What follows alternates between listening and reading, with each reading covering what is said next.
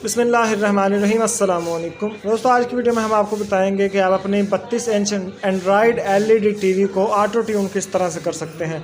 बहुत आसान तरीकाकार है। ये यहाँ पे मेन्यू का बटन है, आप मेन्यू का बटन दबाएंगे। मेन्यू का बटन दबाएंगे तो इस तरह का मेन्यू हमारे सामने ओपन हो जाएगा।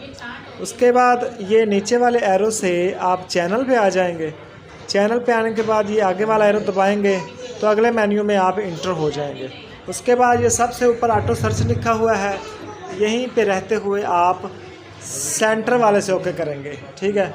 उसके बाद यहाँ दोबारा फिर सेंटर वाले से ओके करेंगे कन्फर्म करने के लिए।